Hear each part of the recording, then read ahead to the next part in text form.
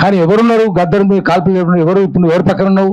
గద్దర్ మీద 6 తూటాలు కాల్చినోడు ఎవడో వాని పక్కన నువ్వు ఉన్నావు. కాల్చినోడు వాడు కదా, వాని పక్కన నువ్వు ఉండి మాకు నీతులు చెప్తావా? వెంట ఎవరు? ఆ రోజు జరిగింది వెంటనే వాడు CL యాదగిరి గాంధీకి పోయారు. గాంధీలో సరిపోకపోతే నిమ్స్కొచ్చారు. మేము నిమ్స్కొచ్చినాం. నిమ్స్లో చివరి దాకా ఉన్నాం. మేమంతా 6 తూటాల్లో 5 తూటాలు తీసేదాకా ఉన్నాం. 6వ తూట తీయడానికి వీలు కాదు. వస్తే మెదడు నరాలు ఉంది, వెన్నుపూసలో మెదడు నరాలు ఉంటాయి. అది బయటికి తీస్తే చుట్టూ తువ్వాలి, కెలికించాలి.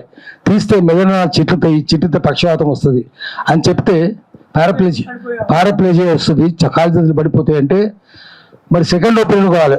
ఢిల్లీ శ్రీరామ్ హాస్పిటల్ నుంచి మళ్ళీ మేము మాట్లాడినాం. CL యాదగిరి మేమున్నాం, అందరం మాట్లాడి చాలా పెద్ద డాక్టర్ అక్కడ బీరప్ప కూడా సర్జికల్ గ్యాస్ట్రెంటరాలజిస్ట్, ఇప్పుడు డైరెక్టర్ ఆయన. అప్పుడు ఆపరేషన్ చేసి తీసింది ఆయనే. ఆ తర్వాత మళ్ళీ ఢిల్లీ నుంచి ఇంకో పెద్ద సీనియర్ సర్జికల్ గ్యాస్ట్రెంటరాలజిస్ట్ వస్తే చూసి ఇది తీయడం వీలు కాదు అని చెప్పింది కరెక్టే అని చెప్పిండ్రు. అప్పుడు మేము ఏం కాదు, ఫైబ్రస్ వస్తుంది, చుట్టూ మాంసం పెరుగుతుంది, కాబట్టి ఆయనకి ఏం ప్రమాదం ఉండదు అని చెప్పినాక మేము వదిలేసినాం. ఇంకా అది